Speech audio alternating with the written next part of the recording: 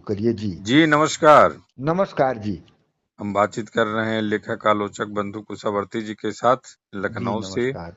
हाँ। ये जो हिंदी दिवस तो हम लोग 14 सितंबर को ये मनाते हैं, हाँ और अब यह खाना पूर्ति ही अधिक यह दिवस होता जा रहा है कि खाना हाँ हाँ, पूर्ति खाना है ये। पूर्ति है जी जी जी। इसका क्या उद्देश्य, किस रूप में इसका अब इस उद्देश्य की पूर्ति, इसमें भाषा विस्तार, भाषा की गहराई, भाषा में अच्छा लेखन, और उसी संदर्भ में अभी कुछ दिन पहले ही आप देख रहे हम्म, होंगे कि हाँ हाँ अरुंधति राय के उपन्यास को लेकर हाँ हाँ जी मदर जी जी मेरी जी। कम्स टू मी पर काफी जो है वो, अब हाँ, सोचिए, बातचीत चर्चा हुई है अब जी। इसी को देखिए कि हिंदी में इस तरह के उपन्यास क्यों नहीं लिखे जाते हैं।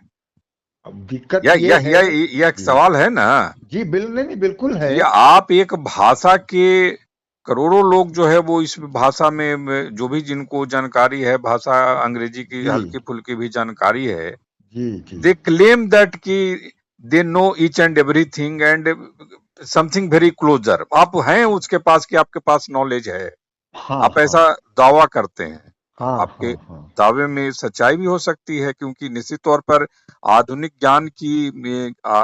ज्ञान में अंग्रेजी से जो उपलब्धता ज्ञान की है उसमें वो रहना जरूरी है आपके पास। नहीं नहीं, वो बिल्कुल जरूरी लेकिन है। यह सवाल कि आप इस तरह के उपन्यास क्यों नहीं लिख पाते हैं। आपके पास आ, ऐसा कहा जाता है कि हाँ उपन्यास लिखने में, जैसे मान लीजिए कि देश दुनिया के जो तमाम उदाहरण दिए जाते हैं कि जी। जैसे ट्रेजेडी है, शेक्सपियर हाँ को ही लेकर के देखिए। हाँ हाँ हाँ डॉक्टर हाँ सैमुअल जॉनसन ने जो कहा था कि जी। शेक्सपियर की रचनाओं में सिर्फ ट्रेजेडी ही नहीं है, कॉमेडी भी है, नहीं, हाँ कॉमेडी हाँ भी हाँ है। जी जी जी उन्होंने जी। इसको अलग किया था। तो हाँ आपके यहाँ दुख का तो भरमार है, हिंदी जी पट्टी में जितना दुख है जी वो जी। मुझे लगता है कि आप अगर उसको कोई मीटर हो, कोई पैमाना हो, जी तो उसको तो आप नाप ही नहीं सकते हैं। ना ना ना।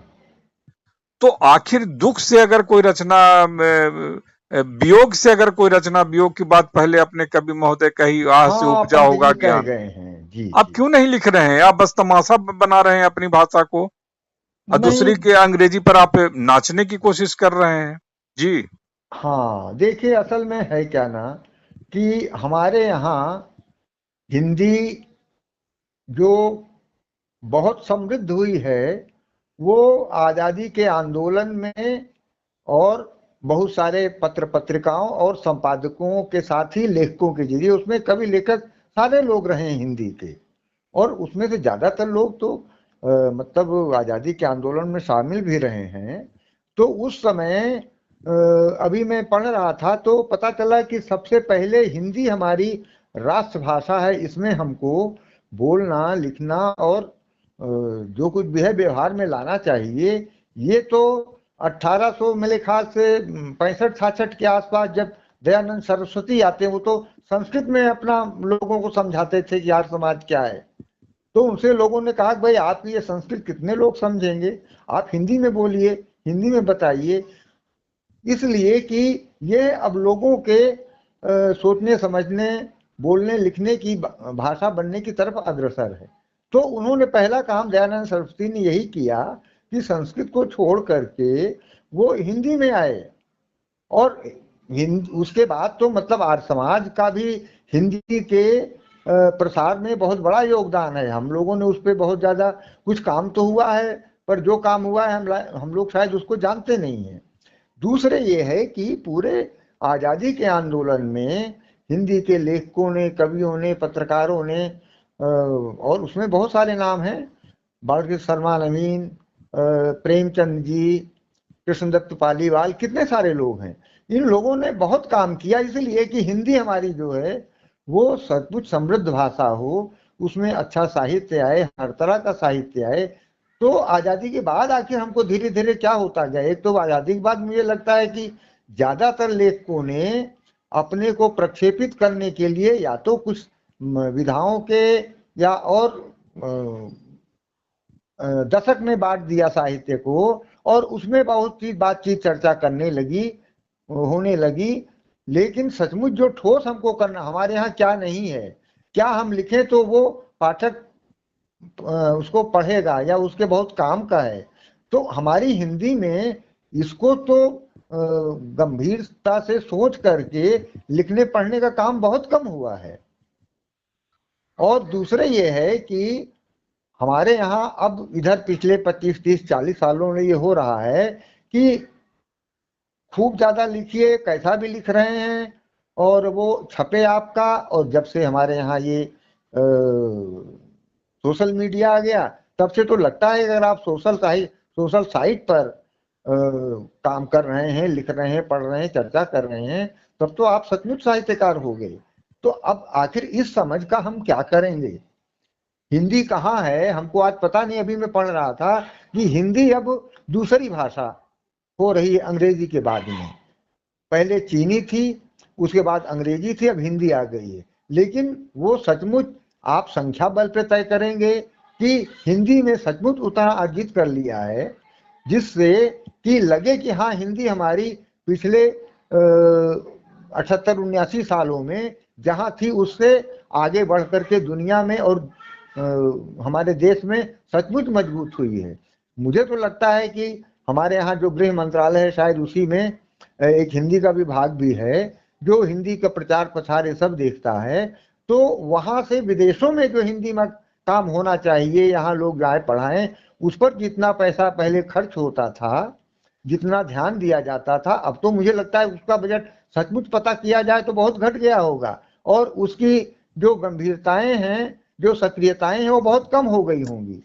अब तो लोग इसलिए कि भाई हम जाए विदेश में पढ़ा आए, वो अपनी कोशिश करके विदेश जाते हैं, भले उसमें सरकार का भेजने में और कुछ योगदान रहता हो, लेकिन अच्छा हमारे यहाँ अब 4-5 साल में होता है विश्व हिंदी सम्मेलन, इतने हो गए। 1974 क्या 75 में हुआ था। लेकिन उस विश्व हिंदी सम्मेलन का जिसका सचिवालय मॉरिशस में है, उसने सचमुच इतने सालों में हिंदी कितनी समृद्ध हुई है देश के स्तर पर, दुनिया के स्तर पर, साहित्य के स्तर पर, तकनीकी जो साहित्य आना चाहिए या अनुवाद का साहित्य आना चाहिए, उसमें हमारी हिंदी कितनी समृद्ध हुई है। हमें तो नहीं लगता कि हमको हर साल इसका सचमुच कोई एक डाटा मिलता होगा।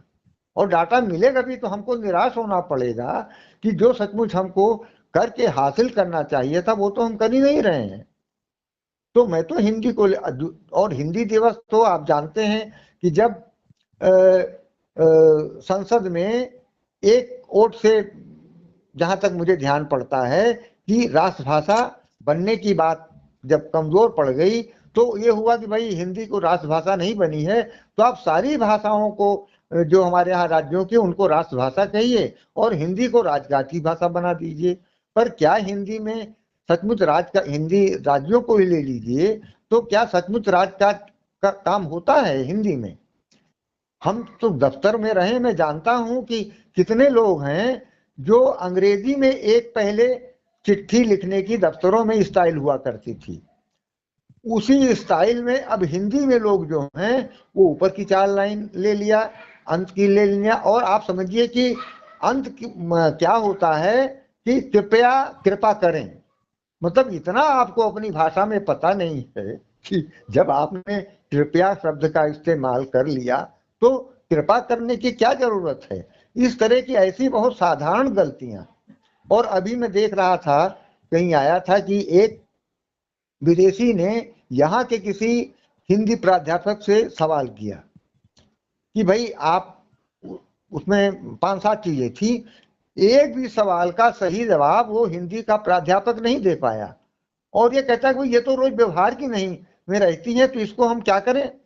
तो जब ये है कि आपके व्यवहार में, आपकी कमाई में अगर उसकी उपयोगिता नहीं है तो उस सही हिंदी को आप जानेंगे समझेंगे नहीं। दूसरी बात, हमारे यहाँ उच्चारण को लेकर के हम इतने गाफिल हो गए हैं। हम ये तो कहेंगे साहब दक्षिण वाला सही हिंदी नहीं बोलता है, पहाड़ वाला सही हिंदी नहीं बोलता है। अरे आप कितनी सही हिंदी बोलते हो, बिहार वाला सही हिंदी नहीं बोलता है। पर जो हिंदी इलाका, हिंदी बेल्ट है, शुद्ध रूप से दिल्ली और आसपास का, दिल्ली के आसपास की भाषा तो बहुत खराब है। अवध की कुछ ले लीजिए तो कुछ गनीमत है, लेकिन देहात का आदमी वहां भी गड़बड़ करता है बोलने में। तो हमको अपनी हिंदी में हम खुद कितने कमजोर हैं हमको इसकी लज्जा नहीं आती है। हमारी हिंदी में क्या नहीं है और दूसरी भाषाओं में है, हमको उसमें कुछ करना चाहिए, इसका हम कभी एहसास ही नहीं करते हैं। तो नहीं, उसमें उसमें कुछ और कमियां हैं जिस ओर शायद हम लोग का ध्यान नहीं जाता हो, यह भी जी है। जी जी जी, हम चर्चा लोग अपनी करिए। बात को जो है गोल मटोल करके पेश जी करते हैं, जी जी और उसमें दिक्कत यह हो जाती है कि कहीं न कहीं जो हमारा मन मस्तिष्क भी है, इसको जी जी जी। स्वीकार करना होगा कि हाँ हमारा मन मस्तिष्क भी कहीं न कहीं या तो हिंदी का गंदलापन, जी। चाहे वो उसकी आप बीमार पट्टी कहते ही हैं हिंदी पट्टी हाँ को, हाँ हाँ हाँ हाँ तो हाँ। कोई ऐसी चीज है, जी आपको नौकरी हिंदी दे रही है, जी आपको 3-4 लाख की नौकरी दे रही है, आप तो जी आईएएस आईपीएस भी बन रहे हैं इससे, तो जी वो जी भी जी। सब कुछ भी है, वो जिला हाँ हाँ। जिला अधिकारी भी बना दे रही है भाषा। जी उसकी जो दूसरी भाषाओं की तुलना में जब आप इसमें जाते हैं, तो हाँ वो कहीं चमक-दमक नहीं है या आकर्षण नहीं है या कहीं वो चीज़ नहीं देती है जो जी अपेक्षित है, वो भीड़ से काटती है, भीड़ बदबूदार है, कुछ जी ऐसी बात तो है ही। जी। अब देखिए कि जनवरी 1908 में हाँ महावीर प्रसाद द्विवेदी जी ने एक लेख लिखा था, जी। भारतीय भाषाएं और अंग्रेज। हाँ। यह लेख जो है वो उनके साहित्यालाप जो है उसमें भी संकलित है। अच्छा, उनकी किताब में, हाँ हाँ, हाँ। इस लेख में हिंदुस्तानियों की सीखी हुई अंग्रेजी और अंग्रेजी की सीखी हुई हिंदुस्तानी का हाँ तुलनात्मक वर्णन किया गया है। जी। अंग्रेजों को भारत पर राज करना है तो वे यहाँ की भाषा सीखें, उसी हाँ नीति के अनुरूप वे लेख की शुरुआत यूं करते हैं। जी अंग्रेज लोग इस बात पर अक्सर दिल लगी उड़ाया करते हैं कि हिंदुस्तानियों को अच्छी अंग्रेजी लिखना और बोलना नहीं आता। जी जी। अंग्रेजी अखबारों में बहुधा बाबू इंग्लिश अर्थात बाबू लोगों की अंग्रेजी की दिल लगी रहती है। हाँ अंग्रेजी के समान अपूर्ण, अनियमित और उच्चारण नियमहीन विदेशी भाषा में यदि इस देश वाले अंग्रेजों ही की जैसी विशेष विज्ञता न प्राप्त कर सकें, तो विशेष आश्चर्य की बात नहीं। हाँ। माने वैसी विज्ञता न प्राप्त जी कर जी सके। जी जी जी आश्चर्य की बात तो यह है कि अंग्रेजों में आज तक हिंदी भाषा का एक भी अच्छा विद्वान नहीं हुआ। जी जो विद्वान माने जाते हैं, वे भी जी। हिंदी लिखते घबराते हैं। हाँ अंग्रेजों का इस देश से संबंध हुए 200 वर्ष हो गए, परंतु जी इतने दिनों में कितने अंग्रेजों ने हिंदुस्तानी भाषा में लिख पढ़ लिखने लायक विज्ञता प्राप्त की। जी। यहाँ पंडित महावीर प्रसाद द्विवेदी ने अंग्रेजों की हेकरी का जवाब राष्ट्रीय आत्मसम्मान के अनुरूप दिया। ये किताब है दरअसल महावीर प्रसाद द्विवेदी और हिंदी नवजागरण से मैं ये बता अच्छा रहा हूँ। अच्छा अच्छा। हाँ हाँ जी। हाँ। अब उनकी रामविलास जी की। उससे आगे जी। चलिए हाँ कि खबर कलकत्ते के अंग्रेजी अखबार में छपी। हाँ द्विवेदी जी ने नतीजा निकाला, साहब लोगों को चाहिए कि जरा अपनी तरफ एक नजर देखकर तब बाबुओं की अंग्रेजी पर हंसें। जी। बाबू लोगों की अंग्रेजी उस हिंदी से हजार दर्जे अच्छी है जो हाँ साहब लोग अपने दर्जी, भिस्ती, बहरा और खानसामा से बोलते हैं। जी तो इस तरह से आप पराधीन जातियों को लेकर इसमें कहा गया है जी कि पराधीन जाति में अक्सर एक समुदाय ऐसा पैदा होता है जो विदेशी भाषा के प्रभुत्व से आतंकित होकर के अपने ही भाषा से घृणा करने लगता है। जी जी जी। नहीं, देखिए, हमको कहने में संकोच नहीं है, बहुत लोग अच्छा नहीं मानेंगे। आप इसकी चिंता न करें कि कौन अच्छा कौन नहीं नहीं नहीं माने। नहीं, वो जब इसलिए कि मैं भाषा की परवाह तो नहीं भाषा करता की हूँ, चिं लेकिन जब लेकिन ये भाषा की कहने। चिंता हो, हाँ जब हाँ। भाषा की चिंता हो, लोक की चिंता हो, जी। तो उसमें यह नहीं मानना है कि कौन क्या मानते हैं, क्या नहीं मानते। नहीं नहीं, मुझे मुझे उसमें दिक्कत नहीं है, भय भी नहीं है, लेकिन ये है कि महावीर प्रसाद द्विवेदी ने इतने दिन तक सरस्वती का संपादन किया, हिंदी को जिस तरह से बढ़ाया हम लोग जानते हैं, लेकिन अंग्रेजी उनको, ये लोग मानते हैं कि अच्छी आती थी। ठीक है, जैसे उनका संपत्ति शास्त्र है, तो अंग्रेजी के अर्थशास्त्र के किताबों को आधार बना करके उसी से लिखा गया है, उनका मौलिक कोई अर्थशास्त्र नहीं है हिंदी में। दूसरे ये है कि आप पर अंग्रेजी राज है, अंग्रेज हैं, इसको आप सरकारी नौकरी करके आए थे रेलवे की जिसकी भी, तो आप उसको जो है वो बराबर आपके दिमाग में रहा, उसका एक आतंक न भी कहिए, पर वो कि हम भाई सरकारी नौकरी में रहे हैं, अंग्रेज अच्छा है, अंग्रेजी अच्छी है। भले आपने सरस्वती का संपादन किया और बहुत कुछ किया, तो उसका आप दबाव या प्रभाव अपने ऊपर क्यों इतना महसूस करते रहे हैं? और अंग्रेज तो हमको इस बात को, मतलब कितने उदाहरण हैं कि अंग्रेजों ने आकर के लिंग्विस्टिक सर्वे किया, उसके अलावा और दूसरे तरह के सर्वेक्षण किए जहां जहां गए, और उनका जो फोर्ट विलियम कॉलेज था वो तो इसीलिए था कि भाई हमारे यहाँ जब आप आ रहे हो, अंग्रेज हम सत्ता में हैं यहाँ, तो आपको अंततः तो जाके उन्हीं की भाषा में बात करनी पड़ेगी। अब देखिए, आपने आपने जहां से इस बात को आपने बात को जो रखी है, जी तो उसमें देखिए कि जो वो बात जो आप कह रहे हैं कि वो आपको दिखाना होगा जो आप कह रहे हैं, जी तो उसी को लेकर के वो आत्म आत्म माने ये क्या उसको कहते हैं, कहते हैं कि अंग्रेजों के सामने हिंदी बोलना संभव है या नहीं। इस बारे में गांधी जी का कहना था, जी आत्मलंबन जिसको हम कहते हैं, हाँ आत्मलंबन हाँ होना, हाँ जी तो सरकारी काउंसिलों में अंग्रेजी की पूछ है, जी उसी का आदर है। जी लोग कहते हैं कि वाइसराय इत्यादि अंग्रेजी के अतिरिक्त कुछ और कोई भाषा नहीं समझते, हाँ अतएव अंग्रेजी का ही उपयोग करना आवश्यक है। जी जी पर जी मैं ये कहता हूं कि यदि मैं बोलना जानता हूं और मेरे कथन में कोई बात ऐसी है जी जिससे वाइसराय लाभ उठा सकें, हाँ अवश्य ही मेरी बातें हिंदी में होने पर भी सुनेंगे। जी आपको जरा दृढ़ता और मनोयोग से काम लेना चाहिए। जी आत्मविलंब किए बिना हाँ कोई काम सिद्ध नहीं होता। आत्मलंबन, हाँ देखिए भाषा का ऐसा है ना कि आत्मलंबन जो आप कह रहे थे अभी। आत्मविश्वास भी उसको आप कह सकते हैं। जी, हमको आत्मलंबन हम अपनी, इसको इस रूप में आत्मविश्वास से ज्यादा आत्मलंबन इसलिए कहते हैं, थोड़ा हाँ गहरा ठीक है, शब्द जी है। जी जी जी आत्मलंबन यह है, हाँ आत्मविश्वास तो ठीक है कि आपका आत्मविश्वास हो गया, अगर उसमें आत्मविश्वास में अगर सिर्फ आपका आत्मविश्वास, लेकिन आत्मलंबन यह है कि हाँ आपको कुछ न कुछ होकर दिखाना होगा। हाँ हाँ तो वो तो, आपकी जी बात में कुछ ऐसी दृढ़ता होनी चाहिए, जी कुछ जी ऐसी संपन्नता होनी चाहिए, कुछ ऐसा नयापन होना चाहिए, कुछ जी ऐसे उसमें एक डूबने जैसी, गहरे में डूबने जैसी कुछ बात हो, तो आप जी जी झकझोरेंगे, आप किसी को झकझोरेंगे और उसमें दूसरे लोग भी उस भाषा के प्रति ये होंगे। नहीं तो वो वही, हम यही तो कह रहे हैं कि हमारे यहाँ अपनी भाषा के प्रति एक तो आपका आदर और सम्मान नहीं है, दूसरे जिसको हम कहते हैं कि कौन सा शब्द है वो, बहरहाल आप सम्मान ही मान लीजिए, तो उसको लेकर के आप गर्व मत करिए भाई। आत्मवलंब हाँ ये तो आपने उनका शब्द इस्तेमाल किया गांधी है, जी का, गांधी जी का। गांधी जी का है, जी। ठीक है। लेकिन ये है कि हमारे यहाँ कितने सारे मतलब अंग्रेजी पढ़े लिखे लोग रहे हैं, ऊंचे पदों पर रहे हैं, विश्वविद्यालयों में रहे हैं, तो उनकी अंग्रेजी बहुत अच्छी रही है, माने हुए लोग थे।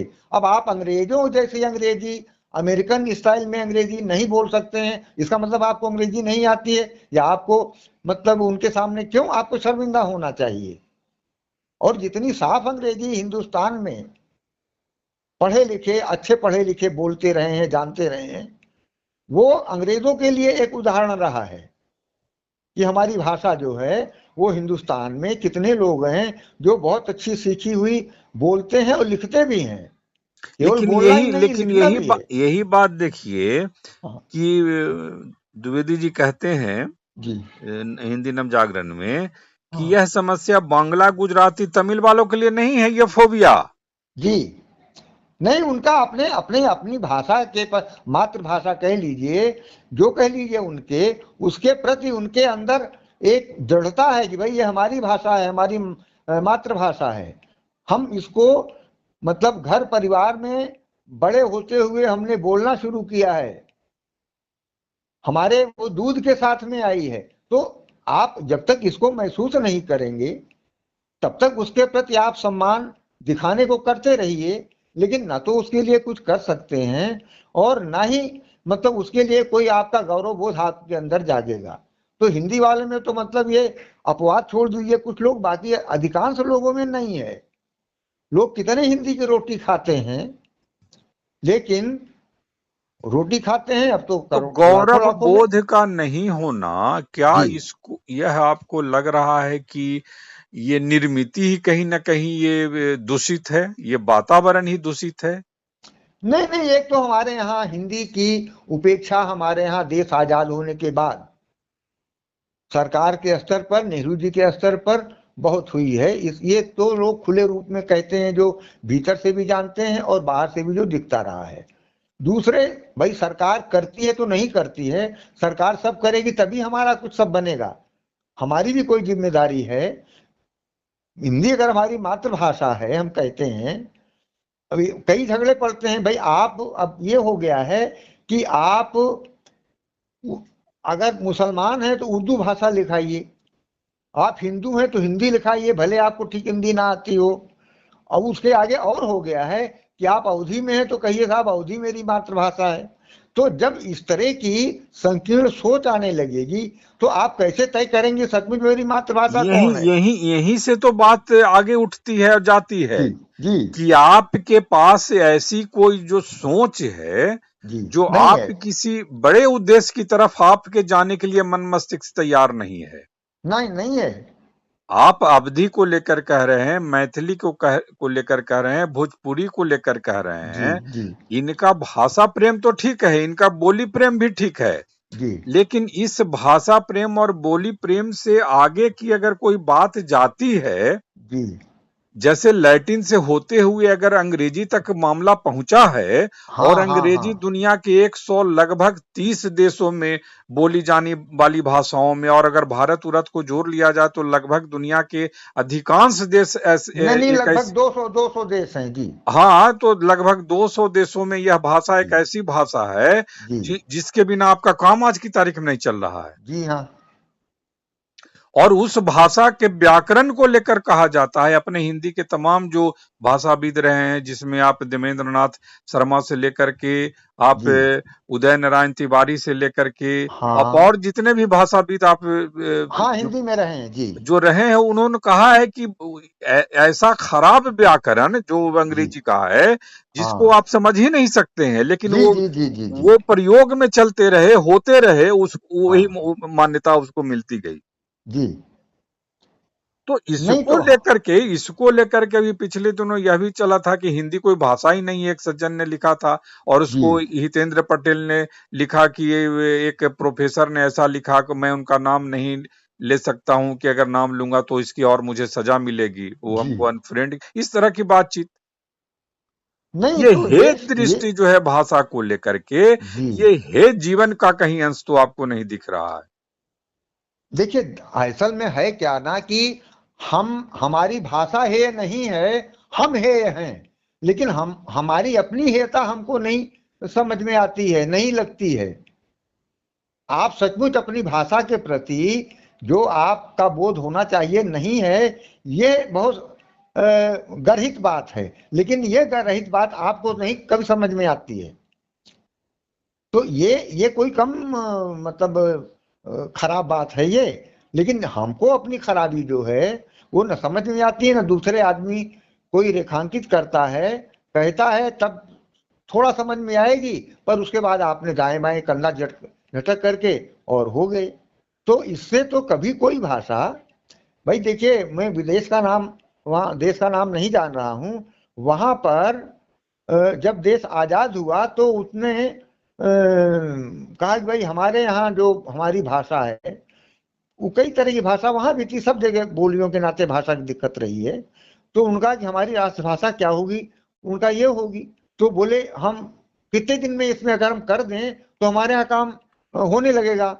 तो उनका भाई साल नहीं, भर आप होगा। ये लेनिन लेनिन के आप कोटेशन को कोट कर रहे हैं। नहीं नहीं, वो पर वो देश का नाम मुझे नहीं ध्यान आ रहा है। वो उसने कहा, रूस की बात है, वो रूस की अच्छा बात है। वो जो भी हो, उन्होंने कहा कि 6 महीने साल भर नहीं, ये कल से काम शुरू हो जी जाएगा, जी काम जी शुरू जी, करिए। वो तो वो आपको लेनिन ही अगर, थे, लेनिन ही वो थे। हमारे यहाँ है ना कबीर का दोहा, जी है कि कल को करना है तो छोड़ो भैया आज से करो। तो कबीर तो कब को कह गए हैं, आपके जीवन में आचरण में है ही नहीं है वो। और न उस अपनी भाषा की कमी खामी को, और उसके बजाय कि आपकी कमी खामी है, आप उसको कभी महसूस ही नहीं करते हैं। आप हिंदी की रोटी खाते हैं। अब भाई हम कहते हैं, आप आज की तारीख में हिंदी में जितने शोध होते हैं, वो बिल्कुल आप समझिए कि उनका गोदाम हो सकता है कूड़े करकट का। लेकिन किसी विश्वविद्यालय वाले को नहीं समझ में आता ये। वो 10-20 हर साल यूनिवर्सिटी में पीएचडी हिंदी में हो जाएंगे। तो आखिर ऐसी पीएचडी से, ऐसी हिंदी के पढ़ाने से क्या होगा? यह तो और केवल दूसरे ये, यह तो केवल एक दोहराव हो रहा है। जी जी और किसी में ऐसा कोई शोध भी आप नहीं देख रहे हैं, कहीं ऐसी कोई नई बात आती हुई नहीं दिख रही है, जी, जिसमें कहीं न कहीं कुछ आप किसी एक नई राह की तरफ जाएँ, कोई एक नई परिभाषा की तरफ जाएँ, कहीं कोई कुछ दिखे कि इसमें कुछ नया प्रयोग भी हो रहा है, जिसमें कोई वैज्ञानिकता, भाषा की जो वैज्ञानिकता आ रही है। जैसे हाँ, अंग्रेजों जी, के बारे में कहा जाता है, अंग्रेजी भाषा के बारे में अभी कहा जाता है, और जो हाँ, भाषाविद रहे हैं, वो जी, कहते हैं कि दुनिया में जितनी मृत प्राय जो भाषा रही हैं या मरती हुई भाषा रही हैं, हाँ, उनमें हाँ, से शब्दों की वो तलाश और खोज कर रहे हैं जी। कि क्या उसके गहरे अर्थ को अंग्रेजी में लाकर उसको बचाया जा सकता है उन शब्दों को। अब ये मामूली बात थोड़ी है। इस तरह जी, के प्रयोग हम तो माने हम लोग तो पिछले 100 साल से देख रहे हैं कि ऐसे प्रयोग करने वाले हम तो मुझे याद नहीं है, आपको याद होगा क्योंकि आप इस क्षेत्र में काफ़ी गहरे डूबे हुए नहीं हैं। नहीं, आप कोई देखिए बताएँ? हमारे यहाँ, मैं आपको एक उदाहरण बता रहा हूँ।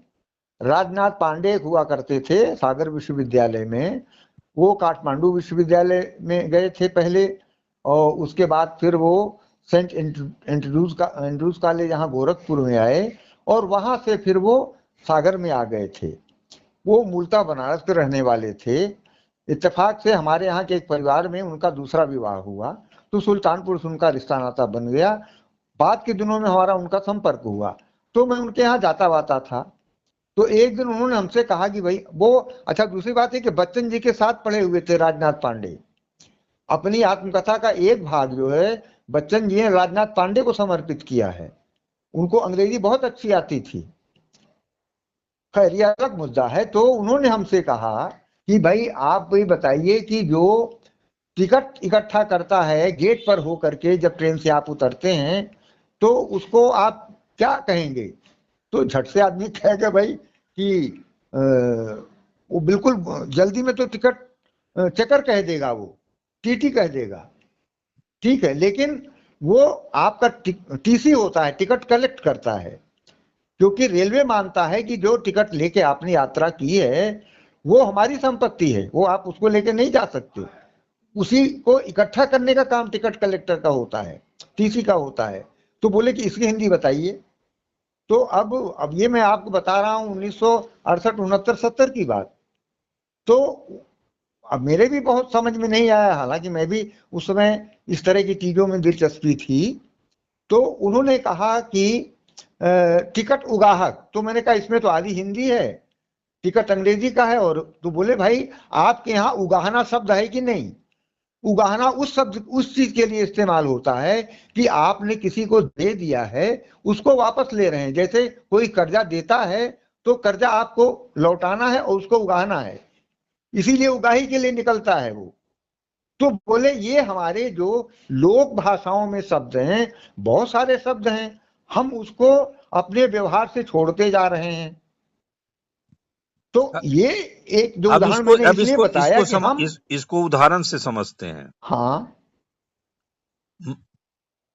मैकाले की नीति के विरुद्ध हाँ, सबसे तीव्र संघर्ष महाराष्ट्र में हुआ, इसी हिंदी जी, नवजागरण में ही, जो हाँ, महावीर प्रसाद द्विवेदी और हिंदी नवजागरण जो है। जी जी जी जी जी, तो जो अध्याय है भारत की भाषा समस्या, हाँ, हाँ, तो मैकाले की नीति के विरुद्ध सबसे तीव्र संघर्ष महाराष्ट्र में हुआ। जी, भारत की भाषा समस्या की चर्चा में राजा राम मोहन राय का नाम अक्सर लिया जाता है, हाँ, हाँ, और कहा जाता है कि वह अंग्रेजी भाषा को शिक्षा का माध्यम बनाने के समर्थक थे। जी जी, किंतु इस प्रसंग में महाराष्ट्र का नाम शायद ही कभी लिया जाता हो। हाँ हाँ हाँ अंग्रेजी राज्य की प्रगतिशीलता और अंग्रेजी भाषा की आवश्यकता के कायल जितने बुद्धिजीवी आज हैं, जी। उतने 20वीं सदी के आरंभ में न थे। हाँ, नहीं थे। इतिहास के प्रति ईमानदारी का तगाजा है कि महाराष्ट्र के बुद्धिजीवियों ने अपनी भाषा की प्रतिष्ठा के लिए जो संघर्ष किया, उसे जी हिंदी बुद्धिजीवी कृतज्ञता पूर्वक स्मरण करें। जी जी जी, नहीं महाराष्ट्र बिल्कुल है। मराठी भाषी जनता अपनी राज सत्ता स्थापित कर चुकी थी। जी। मराठी भाषा उसके राज की राजभाषा रहती आई थी। हाँ यह हाँ भाषा राजभाषा बनने की योग्य नहीं है। वह हाँ। उच्च शिक्षा का माध्यम नहीं बन सकती। यह जी बात महाराष्ट्र में और महाराष्ट्र के बाहर भी कोई समझदार आदमी स्वीकार न कर सकता था। जी सोचिए, जी। पर अंग्रेजों ने और उनके अनुयायियों ने यही प्रचार मराठी भाषा और उसके साथ समस्त भारतीय भाषाओं के खिलाफ किया कि उच्च जी जी शिक्षा जी। इसमें नहीं प्राप्त की जा सकती है। हाँ। उच्च शिक्षा का माध्यम ये भाषा नहीं बन सकती है, ये जी। राजभाषा नहीं बन सकती। अंग्रेजों का प्रचार है। नहीं नहीं, दिक्कत यह है कि अब देखिए हमारे आगे बोलते अंदर। हैं, इसलिए भाषा संबंधी संघर्ष स्वाधीनता आंदोलन का अत्यंत महत्वपूर्ण अंग बना। जी। महाराष्ट्र के लोगों ने मराठी के लिए जो संघर्ष किया, वह केवल हाँ, अपनी भाषा के लिए नहीं, वह अन्य भारतीय भाषाओं के लिए भी संघर्ष था। बड़ा उदाहरण रहा है। जी ये जी जो जी ये जो इनका जो नाम आया है राजा राम मोहन राय जी का, जी। तो इनको भी समझने की जरूरत है। क्या राजा भाई, राम मोहन राय ने अंग्रेजी की वकालत करके पूरे भाषा प्रेम को खत्म कर दिया? नहीं नहीं, बिल्कुल किया। ये भूमिका तो उनकी मतलब हमेशा इसके नहीं लिए। नहीं, इसको यह समझना है इसको जी कि राजा राम मोहन राय को आज भी यहाँ के लोग किस रूप में देखते हैं भाषा को लेकर, खास करके यह उन्होंने कहा कि जी हमारी जो भाषा बांग्ला है, जी। उसको उन्होंने अंग्रेजी को पढ़ने लिखने का श्रेय माने महत्व दे करके जी। कंपैरेटिव नॉलेज की तरफ हमको मुखातिब किया, माने अग्रसर किया। हाँ हाँ। हमारी भाषा जहां तक जितनी जिस रूप में पहुंची थी, जी अगर उन्होंने हमको यह कहा कि तुम अपनी भाषा से प्रेम करो, खूब करो, लेकिन जी। कंपैरेटिव अगर तुलनात्मक अध्ययन करना हो, तो हाँ। एक ऐसी भाषा जो कहा जाता है कि विकासशील वैज्ञानिक भाषा है, जी। उसके माध्यम से अपनी भाषा की ताकत को तुम समझ सकते हो। वो वो और ये। इस बात जी। को आप देखेंगे कि सुनीति कुमार चटर्जी या चाटुर्य चाटुर्या, हाँ हाँ। ने भी अपनी किताब में इस बात को कहा है कि जी दरअसल क्यों अंग्रेजी को लेकर के इस तरह की यहाँ बांग्ला वालों में यह चिंता दिखी थी। वो अपनी जी जी भाषा जी। से अब प्रेम करने के लिए नहीं, कि प्रेम नहीं करना है, लिखना नहीं है, पढ़ना नहीं है, ऐसी बात नहीं है। नहीं नहीं नहीं नहीं। इसलिए कि भाषा की तरक्की उन्नति की जो वैज्ञानिकता है, उस ओर जी, मुखातिब होने के लिए। जैसे देखिए भाषा जैसे की। कहा जाता है कि जी। उदय नारायण तिवारी भी भाषा को सीखने समझने के लिए शायद 10 साल से अधिक अमेरिका रहे। हाँ, रहे हैं जी। लेकिन उनकी किताब को पढ़ करके ऐसी कोई पारंगतता आप उसमें हाँ। नहीं देखेंगे कि आपको उस तरह का प्रेम उनसे हो जाए जिस तरह से बांग्ला भाषियों को जो है वो सुनीति कुमार चाटुर्या से हो जाती है। जी जी जी जी। उस तरह की मोहब्बत आप नहीं देखेंगे वहां पर। नहीं नहीं, पर उन्होंने देखिए। उन्होंने बस एक खाका सा तैयार कर दिया है, हाँ और हाँ। वो जो भी उस समय के उपलब्ध ग्रंथ रहे होंगे उसके माध्यम से उन्होंने जी जो, जी जी क्योंकि जी जी उन्होंने एक जी। भोजपुरी भाषा का इतिहास भी लिखा, उद्भव और विकास भी लिखा है लिखा। जी। हाँ, लिखा है। जी तो नहीं, देखिए असल में ऐसा है कि उस समय ये लोग जो भी काम कर रहे थे, एक तो उस तरह का काम या तो अंग्रेजों ने किया था, या उधर से प्रोत्साहन था कुछ कि भाई आप इस तरह का करिए। लेकिन किसी ने अच्छा काम किया, जैसे उदय नारायण तिवारी के बाद बाबूराम सक्सेना थे। बाबूराम सक्सेना ने भी भाषा पर बहुत काम किया है। वो संस्कृत के भी थे, अंग्रेजी के भी थे, हिंदी के भी थे और अवधी के भी थे। अवधी में उनका बहुत काम है। तो दिक्कत यह है कि जिस तरह के लोग हमारे यहाँ काम करने वाले, गंभीरता से काम करने वाले, पिछले 60-70 सालों के पहले रहे हैं, उस तरह की गंभीरता से काम करने वालों की तादाद हमारे यहाँ बढ़ती गई है। उसके साथ क्या बढ़ता गया है कि भाई हमको सुविधा मिले, हमको पैसा मिले, हमको प्रसिद्धि मिले, हमको नाम मिले, पुरस्कार मिले, मतलब इस तरह की चीजें, जो ऐसी भौतिक चीजें जो आज हैं कल नहीं रहेंगी, लेकिन आपने भाषा में कोई काम कर दिया अगर आज की तारीख में, तो वो आगे के लिए एक बड़ी लकीर खींच उठेगी, भाई देखिए ये काम हुआ है। तो इसके प्रति अगर आपके अंदर समझदारी नहीं है, गंभीरता नहीं है, तो आखिर बताइए कि हम कैसे भाषा, और हिंदी भाषा को समृद्ध करेंगे। और अंत में जाते हुए इस बात को स्वीकार करना होगा जी कि भाषा की उन्नति तरक्की में शासन का बहुत बड़ा रोल होता है। जी और जो भी हमारे देश के नायक, राष्ट्र नायक रहे, वो जिस रूप में रहे, जी उनकी स्वीकारोक्ति और अस्वीकारोक्ति वो भी अपनी जगह है। जी लेकिन यह भी सच है कि जिस रूप में भाषा को लेकर, किसी भाषा से वैमनस्य के साथ नहीं, हर जी जी जी प्रदेश की भाषा उतनी ही वे तरक्की उन्नति करते हुए, हिंदी चूंकि एक संपर्क भाषा भी, अगर कई राज्यों की भाषा के रूप में अभी अगर इसको देखते जी हैं, जी जी तो सिस्टम को, व्यवस्था को जिस रूप में काम करने की जरूरत थी, वो हाँ, काम नहीं किया गया। नहीं और न बिल्कुल ही नहीं किया इसके गया। और न जी ही इसके लिए हिंदी पट्टी के, जो गोबर पट्टी के जो तमाम नेता हाँ रहे, हाँ हाँ, उनको भी जो काम करना चाहिए था अपनी नहीं अपनी किया भाषा है, को नहीं लेकर, किया है, करना चाहिए, नहीं होना किया है। जी होना यह चाहिए था कि जी आपको अपनी भाषा में नौकरियों के लिए काम करना चाहिए था, युवाओं को तैयार करना चाहिए जी था। जी जी जी अपनी भाषा की गहराई के लिए कई शोध विश्वविद्यालय खोले जाने की जरूरत थी। जी तो जिनको आज हम लोग राष्ट्र नायक कहते हैं, और अपनी जाति के नायक में अब उनको तब्दील करते जा रहे हैं। जी, अब तो भविष्य में संकट तो है ही हिंदी नहीं नहीं, जैसी बड़े भाषा के संकट लिए। हैं। जी। और देखिए एक डॉक्टर आखिरी रघुवीर हुआ टिप्पणी, करते आपकी थे। आखिरी टिप्पणी।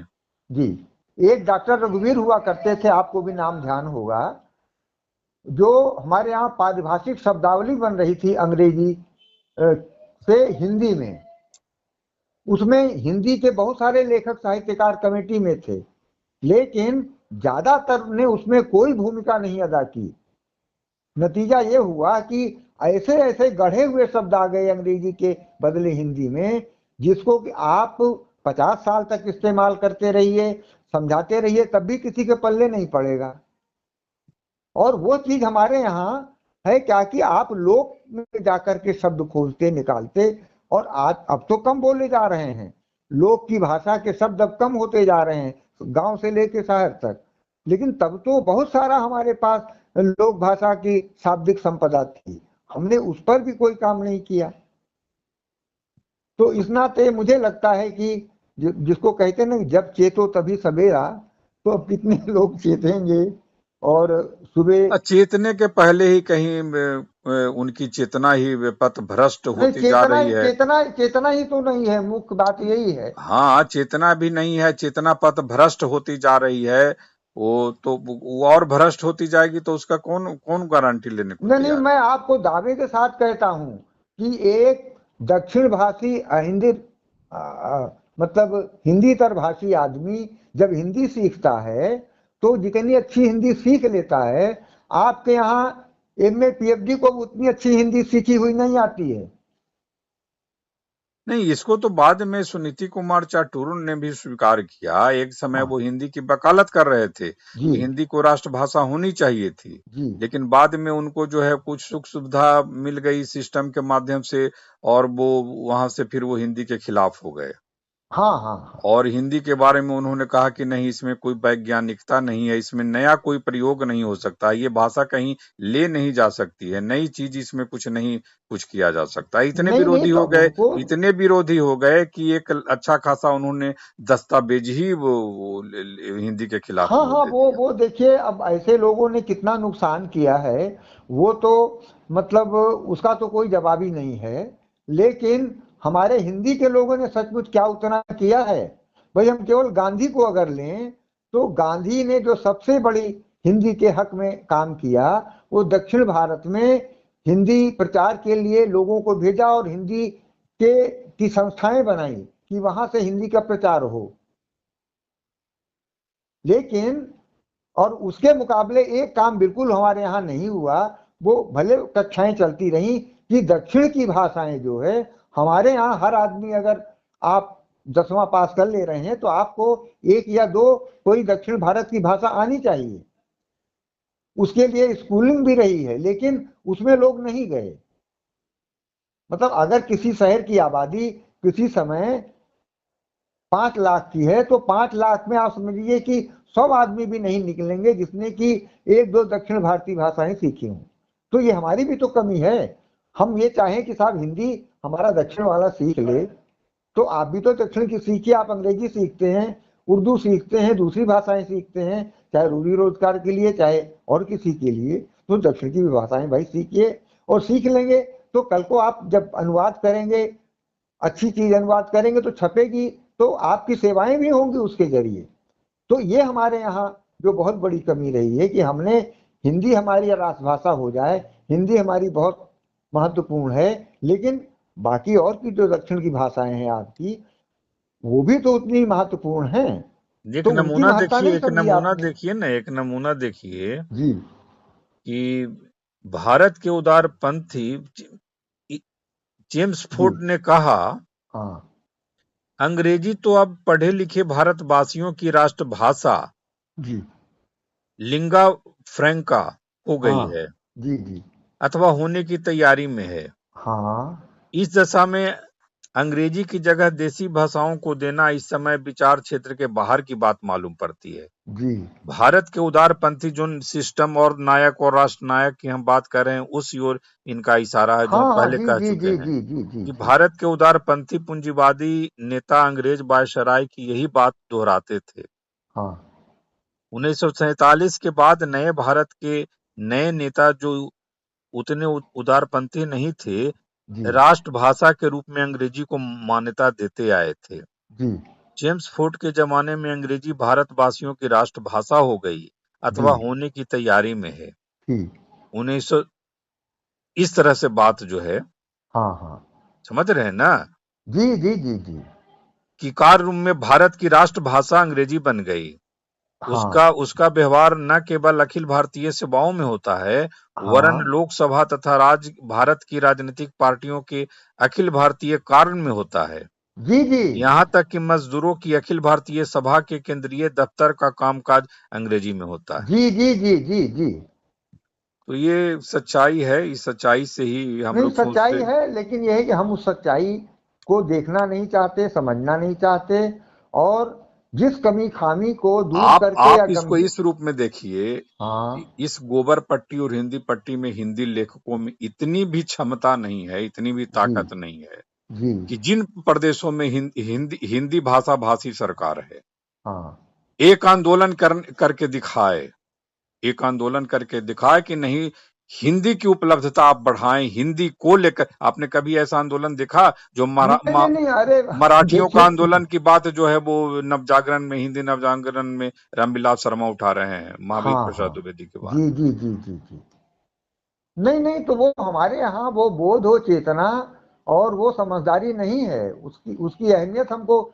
मतलब नहीं समझ में आती है, हम तो समझना जिनको भी नहीं अहमियत चाहते और हैं। चेतना नहीं है, तो वो कितनी भाषाओं को अब चाटे, खराब शब्द हैं उसके पीछे दौड़ेंगे, पिछलग्गू बनेंगे। अब जी कहना मुश्किल है, वो दुनिया की तमाम भाषाओं में अच्छी चीज पढ़ते रहें, निरखते रहें, जी अपने जीवन में अपनाते रहें और उम्र गुजारते रहें, यही और कहा जा सकता है, और क्या कहा नहीं जाएगा। नहीं, उम्र गुजारते रहेंगे लेकिन हासिल आपके मतलब हासिल तो कुछ नहीं होगा, आपको वो सब कुछ हासिल हो जाएगा। हासिल इन लोगों के लिए यही कहा जाता है कि मरने के बाद इनको सुख सुख यह होता है कि इनके घर परिवार वाले, इनके गली मोहल्ले वाले और समाज वाले का तो इनको याद करते हैं, अरे बहुत बौद्धिक आदमी था वो, जो अब नहीं रहा, बड़ी किताब उताब पढ़ता लिखता था। इस तरह की इनको तसल्ली रहती है शायद, ऐसा अरे लोग कोई बताते तसल्ली हैं। नहीं रहती ना है, ना, जो मुझे तसल्ली रह मुझे कुछ मुझे कुछ नहीं लोगों ने नहीं, मुझे जो कुछ लोगों तसल्ली ने रहती भी बताया, है तो मुझे कुछ वो। लोगों ने बताया, तुम आशा भाषा की चिंता चुनता ये सब करते रहते हो। जी इन लोग को यह तसल्ली बहुत होती है कि मर भी जाते हैं, इनको तो मरने के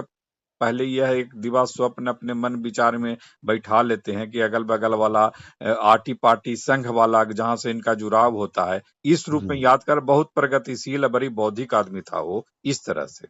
नहीं नहीं, देखिए ऐसा है, जैसे हम सचमुच प्रेमचंद के बारे में कहा जाता है ना कि किसी ने कहा कोई हिंदी के मास्टर रहल जे मर गए। हाँ मर गए। जी जी जी हाँ तो मतलब वो केवल मास्टर के तौर पे याद किए गए वो। जी तो आप ये समझ लीजिए कम से कम प्रेमचंद एक अध्यापक के तौर पर तो याद किए गए ना भाई, उनका कोई नाम न जानता हो अलग चीज है, लेकिन ये है कि उनको एक मास्टर के तौर पर तो याद कर लिया। आज तो मतलब ये है कि सच्चाई ये है कि आज से 30 40 50 60 साल पहले आप एक अच्छे आदमी हैं तो भी आप मरने के बाद याद किए जाते थे। आज तो समझिए कि आप मर जाएंगे तो 2 4 साल बाद आप नहीं याद किए जाएंगे, आप कितने भी महत्वपूर्ण रहे हो। अगर आपके हिंदी में आप एक ऐसी सूची बनाएं और हाँ दूसरी भाषाओं की तुलना में जी आप देखेंगे जी कि मैंने जो हिंदी को लेकर के काम पद्म सिंह शर्मा को लेकर कभी कोई प्रोग्राम होता हुआ हम नहीं सुने और नहीं देखे। नहीं नहीं नहीं कर, अरे कहीं कभी कोई याद नहीं करता है श्री पद्म नारायण शर्मा कमलेश को। श्री नारायण चतुर्वेदी ने हिंदी की इतनी सेवा की, आपने कभी नाम में इनका सुना, इनके नाम पर कुछ अरे होते हुए? भाई आप ये समझ लीजिए कि चतुर्वेदी जी ने जो है, किसी को याद भी नहीं है बहुत सारे लोगों को, कि जब सरस्वती बंद होने की नौबत में आ गई थी उसके बाद कई साल तक श्री नारायण चतुर्वेदी ने उसका संपादन किया है। और जब उनको लगा भाई अब हम इस काम को नहीं कर सकते हैं, हमारे यहाँ लखनऊ में खुर्शीद बाग में रहते रहे, बगल में मैं भी रहता रहा हूँ, तो तब जाकर के उन्होंने सरस्वती का संपादन छोड़ा है। कई साल बंद रही और अब भी निकल रही है, तो जिसको कहते हैं कि मुर्दा घसीटा जा रहा है, ऐसे लोग अब 3 4 लोग संपादक बन चुके। फेसबुक पर आ जाती है, लेकिन पत्रिका को कितने लोग जानते हैं, कितने पढ़ते हैं, मैं तो नहीं जानता कि उसको 100 लोग भी पढ़ते जबकि होंगे। देखिए कि श्री नारायण चतुर्वेदी जो थे, जी महज उनकी शिक्षा दीक्षा जो है वो मैंने मैंने महज शिक्षा हिंदी की उनकी शिक्षा दीक्षा जो थी, जी महज 8वीं क्लास तक उन्होंने हिंदी की पढ़ाई जी की। जी जी वो जी हाँ साहित्यकार भी नहीं थे, जी। लेकिन भाषा चिंता में वो अपने आप को आहूत कर दिए। नहीं नहीं, वो देखिए हम तो लखनऊ में रहे हैं, इलाहाबाद से लखनऊ बाद में गए हैं वो, और हम उनके पड़ोस में रहते रहे, ये हम नहीं कहेंगे कि हम हमारे पड़ोस में थे वो। मैं उनके यहाँ गया भी हूँ कि अपने हाथ से बनाते खाते थे वो। आप ये समझ लीजिए 80 साल की उम्र में भी लगभग 100 के आसपास जाकर के देहांत हुआ है उनका। तो जो उनके अंदर चेतना थी, और रेडियो में, दफ्तरों में दूसरे साहित्यकारों को, मैं आपको उदाहरण बता रहा हूँ, गंगा प्रसाद मिश्र की पहली किताब शायद या दूसरी किताब, इनके पास प्रकाशक ने कहा भाई हम किताब तो छाप देंगे, लेकिन आप हमको कुछ पैसे दे दीजिए और पैसे आपको फिर बाद में वापस हम कर देंगे। तो इन्होंने पत्नी से बातचीत की, अब कुछ सामान रखा, जो भी रखा हो ले जाके उसको पैसे दे दिए। तो अब किसी को पता चला, उनकी श्रीनाथ चतुर्वेदी जी के पास आवाजाही थी, तो पता चला गंगा प्रसाद मिश्र ने जो है घर का पैसा किताब छपाने में लगा दिया है। तो उन्होंने कहा कि इनकी किताब छप गई है, बहुत बिक भी नहीं रही है, या प्रकाशक कह रहा है भाई बिकवा दो, तो आप तो हैं करा सकते हैं। तो उन्होंने कहा कि देखो हम क्या करेंगे नहीं करेंगे तो बाद में तुमसे बात करेंगे, पहली बात तो तुम कसम खाओ कि अब अपना पैसा दे करके कभी किताब नहीं छपाओगे। तुम लेखक रहो न रहो, छपो न छपो, लेकिन पैसा दे के किताब नहीं छपाओगे। और उन्होंने, क्योंकि शिक्षा विभाग में थे, तो उन्होंने आदेश करवा दिया, सारी किताबें खप गई, उसको पैसा वापस मिल गया। तो और इस तरह कितना कवि सम्मेलन का, जो हमारे यहाँ आज हम जानते हैं कवि सम्मेलन है, इस कवि सम्मेलन को कवि सम्मेलन बनाया श्री नारायण चतुर्वेदी जी ने। वरना तो पहले जो है दिन में 8 9 बजे कवि सम्मेलन शुरू होता था, और रात दोपहर में 2 घंटे के लिए रुकता था, फिर शाम को होता था, फिर रात में होता था। ये रात में कवि सम्मेलन होने का सिलसिला तो बहुत बाद में शुरू हुआ है। और ये इन्होंने दूसरे कवि दरबार कराते थे श्री नारायण चतुर्वेदी, कि भाई सूरदास हैं, कबीर हैं, जायसी हैं, ये सारे लोग हैं, इनका वेश बनाइए और उनकी कोई कविता पढ़िए। उनकी तरह तो नहीं पढ़ सकते आप, लेकिन उनकी कविता, उनके जैसे तस्वीर छपती है उस तरह का वेश बना करके तो कवि दरबार कराते थे, जो पंजाबी में होता है कवि दरबार।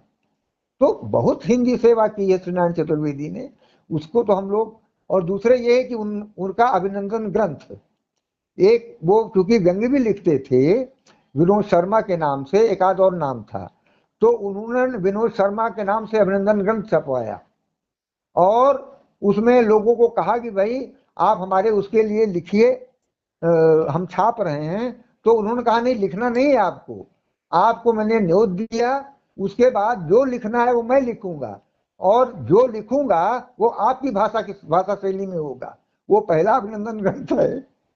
ये भी अपने आप में मतलब एक व्यंग का और उसका नमूना था कि उन्होंने जितने लोगों को, लेखकों को आमंत्रित किया, उन सब की भाषा शैली में विनोद शर्मा पर उसमें अभिनंदनात्मक लेख आए। तो अपने ऊपर व्यंग्य करना ये मामूली बात नहीं है, कहने वो आदमी कह देता है, लेकिन उससे उन्होंने एक उदाहरण भी रख दिया और उसकी उतनी प्रतियां छपवाई उन्होंने। मान लीजिए उसमें 25 लेखक हैं तो 25 के बजाय 30 कापी छपवा ली, 31वीं नहीं छपवाई कि इससे बाहर जाए भी नहीं, इसका मखौल उड़ाया जाए। तो ये गंभीरता इसके पीछे, और उसके बाद विनोद और हास्य परिहास भी एक तरह के उदाहरण के तौर में। तो विनोद शर्मा या कहिए श्री नारायण चतुर्वेदी, उनको सब लोग भैया साहब कहते थे, नाम उनका लोग बहुत कम लेते थे। जितने साहित्यकार हैं सब उनको भैया साहब कहते थे। तो उस तरह का उदाहरण तो हिंदी में बहुत कम लोग हैं, और यही पीढ़ी है जिसने हिंदी को समृद्ध हिंदी के रूप में आगे चलिए बढ़ाने की सुनिए, भूमिका थोड़ा सा निभाई। इसको लास्ट अब हम करते हैं जी। कि संविधान सभा की जो प्रोसीडिंग है, हाँ जो कार्यवाही जो है चल रही है हाँ भाषा को लेकर के, जी उसमें कार्यक्रम में जो है वो कार्यवाही में जो कुछ कुछ है अंतिम, मैंने कुछ बात है वो उसको मैं बोलता हूँ। हाँ हाँ जी तो समस्या हल करने के लिए समस्या हल करने के लिए मैं स्वीकार किए लेता हूँ। जी श्री धुलेकर के संशोधन में सदन में काफी उत्तेजना उत्पन्न कर दी थी। ध्यान दीजिएगा, हाँ शब्दों पर ध्यान दीजिएगा। हाँ हाँ हाँ जी आचार्य कृपलानी ने उस संशोधन को स्वीकार करने से उस समय की गड़बड़ी समाप्त हो गई हाँ कि उस संशोधन को स्वीकार करने से उस समय की गड़बड़ी समाप्त हो गई। किंतु हाँ उनके स्वीकार करने से संशोधन संविधान सभा द्वारा स्वीकार नहीं हुआ। जी वह तभी स्वीकार हो सकता था जब सदन उसके पक्ष में अपना मत देकर उसे स्वीकार कर हाँ लेता। हाँ यह बिल्कुल कैसे हुआ, जी इसके लिए कुछ अंतर कथाओं का जानना आवश्यक है, हाँ जो श्री धुलेकर जी के शब्दों में ही दी जा रही है। जी ये श्री नारायण चतुर्वेदी कह रहे हैं अपने एक लेख में। हाँ प्रामाणिक लिखा है उन्होंने ये जी। बातें न तो उस दिन की संविधान सभा की कार्यवाही में लिखी गई और न नियमतः लिखी जा सकती थी। हाँ मैंने धुलकर जी से एक पत्र में उन्हीं के हाथों से यह सब लिखवा कर मंगवा लिया था। जी वह पत्र मेरे पास सुरक्षित है।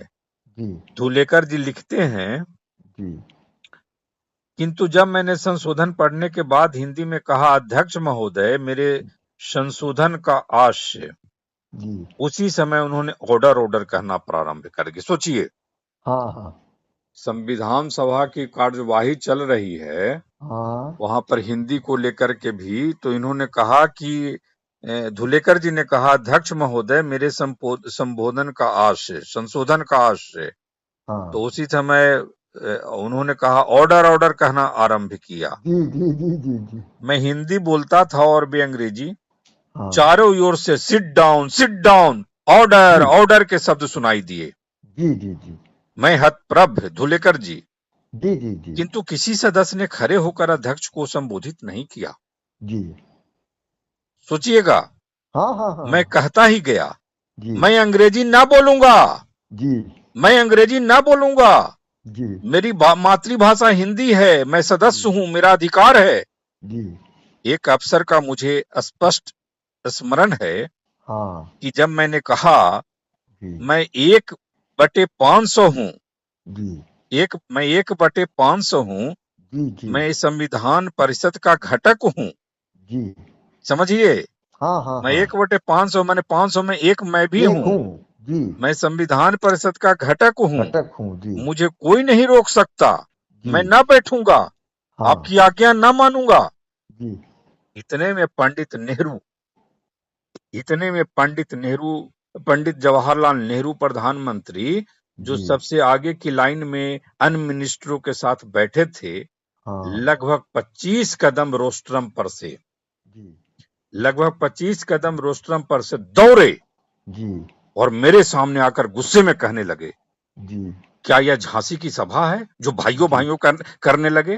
जी क्या यह झांसी की सभा है जो भाइयों भाइयों कर रहे हैं? जी उनके सामने लाउड स्पीकर न था, जी इसलिए यह बात कोई सुन न पाया। जी। केवल उनका मुझ पर झपटना देखा। हाँ वो मुझ पर झपट पड़े, जी हिंदी में बोलने के चलते को लेकर। जी जी जी जी मेरे सामने लाउड स्पीकर था। मैंने कहा, आप कौन हो? जी। मैंने धुलेकर जी ने कहा, हाँ नेहरू हाँ जी को। हाँ जी जी मेरे सामने लाउड स्पीकर था। मैंने कहा, आप कौन हो? जी जाइए अपनी जगह। जी प्रेसिडेंट से कहिए जो कहना हो। जी जाइए अपनी जगह बैठिए। जी। सारा हॉल गूंज गया, हाँ हाँ सन्नाटा छा गया। जी तब पंडित जवाहरलाल नेहरू चुप होकर अपनी सीट पर जा बैठे। जी मैं बोलता ही गया और चेयरमैन ऑर्डर ऑर्डर कहते ही गए। जी मैं जी। बिल्कुल न रुका। यह हाँ घटना रिपोर्ट में नहीं लिखी गई। हाँ सोचिए, जी जी जी ये घटना रिपोर्ट में न लिखी गई, किंतु उस समय के अखबारों ने, भारत के समस्त हिंदी व अंग्रेजी के अखबारों ने पूरी रिपोर्ट की। हिंदुस्तान टाइम्स में लिखा बड़े हेडिंग में, जी धुलेकर जी अ, धुलेकर सेपरेटेड जी by Jawaharlal to his seat. जी जी जी जी। धुलेकर हाँ सेपरेटेड बाई हाँ जवाहरलाल टू हिज सीट। जी। अर्थात पंडित नेहरू धुलेकर को हाँक कर उनकी जगह तक ले गए। हाँ हाँ वस्तुतः यह बात झूठी थी, जी किंतु हॉल में इतनी गड़बड़ी थी कि लोगों ने घटना को मनगढ़ंत रूप दिया। जी एक जी बात जी सही जी थी कि समस्त हिंदी पत्रों ने दूसरे दिन मेरी प्रशंसा की। जगह जगह से बधाई के पत्र आए मेरे पास और कई स्थानों में बधाई प्रस्ताव भी पास हुए। हाँ मैं अपनी बात कहकर अपनी सीट पर आकर बैठ गया। हाँ इसके 5 मिनट बाद जवाहरलाल नेहरू अपनी फ्रंट सीट से उठकर मेरी सीट के पीछे वाली सीट पर आकर बैठ गए। जी। थोड़ी देर बाद बोले थोड़ी देर बाद हाँ बोले हाँ जी धुलेकर, मैं तना बैठा रहा क्योंकि मैं अपने को अपमानित समझता था और कुछ जी। क्रोध में था। मेरे हाँ चारों ओर विशंभर दयाल त्रिपाठी, उन्नाव वाले, जी जी जी। पंडित वेंकटेश नारायण तिवारी, पंडित बाल कृष्ण शर्मा नवीन आदि नवीन। बैठे थे। ये स, हाँ ये सभी पहले से ही भयभीत थे पंडित हाँ जवाहरलाल नेहरू से। जी अब जी पंडित नेहरू जी के आने से समझे कि मेरी धुलेकर की डांट फटकार होगी। मैं जब जी कुछ न बोला तब पंडित जी ने कहा, जी पंडित जी कुछ जी सुनोगे भी? जी धुलेकर, जी कहिए। जी। पंडित जी, यहाँ जी दक्षिण के लोग बैठे हैं। हाँ धुलेकर जी, फिर? जी पंडित जी, जी मुस्लिम लीग वाले बैठे हैं। हाँ धुलेकर, जी मैं वापिस तो लेने का नहीं। हाँ पंडित जी, कौन कहता है वापिस लेने को? जी किसी को सुनोगे भी? जी धुलेकर, कहिए। इस तनातनी वातावरण में चारों ओर के सदस्य कुछ आपस में बात करने लगे। हाँ इन सबका ध्यान बटा हुआ देखकर पंडित जी ने मेरे कान में कहा, जी पास हो जाएगा, जी। अब तुम इंटरवीन न करना। हाँ उनका इशारा मैं समझ गया। हाँ फिर वे अन्य लोगों से इधर उधर की बातें करके चले गए। तो ठीक। सोचिए, हाँ हाँ। ये हाल है हिंदी का। नहीं नहीं। अब देखिए भाई, धुलेकर जो है वो हिंदी भाषी तो नहीं थे। झांसी के अगर थे तो झांसी वगैरह में तो बहुत सारे सब मराठी के लोग रहे हैं। लेकिन एक गैर हिंदी भाषी जो है वो आपके लिए बिल्कुल डटा हुआ है, जो भी उसका कहना है। तो ये मामूली उदाहरण थोड़ी है। जी। हाँ तो इसलिए और दूसरी बात मैंने कहा ना, गांधी जी ने दक्षिण में और हिंदी को यही बात फैलाने। श्री नारायण चतुर्वेदी कहते हैं। आखिरी टिप्पणी आपकी जी लूंगा। हाँ कई बार कह चुका हूं, आखिरी टिप्पणी आखिरी टिप्पणी। हाँ। नहीं नहीं यह ठीक है जी। महत्वपूर्ण, अब श्री नारायण चतुर्वेदी कहते हैं, यह हाँ महत्वपूर्ण घटना आज हिंदी वाले भूल गए हैं। जी मैंने उन्हें इसका स्मरण दिलाने के लिए ही इसे नहीं लिखा। जी प्रत्युत श्री धुलेकर जी के प्रति अपनी विनम्र श्रद्धांजलि के अभिलेख के रूप में भी लिखा है। जी जी जी। जी। हाँ तो नहीं, अब देखिए ऐसा है ना कि ये कृतज्ञता जो है वो श्री नारायण चतुर्वेदी ही मतलब व्यक्त कर सकते थे। क्योंकि हिंदी के लिए हिंदी वाले ने कितना संघर्ष किया है, ये तो जब आप देखना शुरू करेंगे तो मतलब शर्मिंदगी होती है। अभी बीच में एक प्रसंग आया था 67 में, हिंदी उर्दू का मसला उत्तर प्रदेश में बहुत छिड़ गया था। उसमें उर्दू वाले सब कई सारे लखनऊ में आए, मीटिंग हुई, सब हुआ, मामला ठंडा हो गया। तो भाषा का मामला जो है वो बहुत ज्यादा मतलब उद्वेग से, बहुत ज्यादा आक्रोश से वो तय करने वाला नहीं होता है। बस वो सलाहियत से समझ करके एक दूसरे के साथ उसको आप करेंगे तो न केवल वो भाषा के स्तर पर काम होगा, बल्कि जो संघर्ष और एक तरह का होता है क्लैश, वो क्लैश भी नहीं होगा। पर जब आप भाषा के लिए काम ही नहीं कर रहे हैं तो आप क्लैश क्या करेंगे भाई? और कौन आपसे लड़ने आएगा हिंदी के लिए आपके हिंदी इलाके में? तो इसलिए हमको हिंदी के हक में कुछ बहुत सारी समझदारी से, गंभीरता से जो काम करने वाले हैं उसको समझ करके करना चाहिए। अब किसकी कितनी क्षमता है ये अलग चीज है, पर कुछ भी काम होगा तो हम आज जो कर देंगे वो कल के लोगों के लिए एक नजीर के रूप में रहेगा, उदाहरण के रूप में रहेगा और लोगों के काम आएगा। बस। जी, नमस्कार, हाँ, बहुत बहुत नमस्कार। आभार। हाँ, आभार आपका।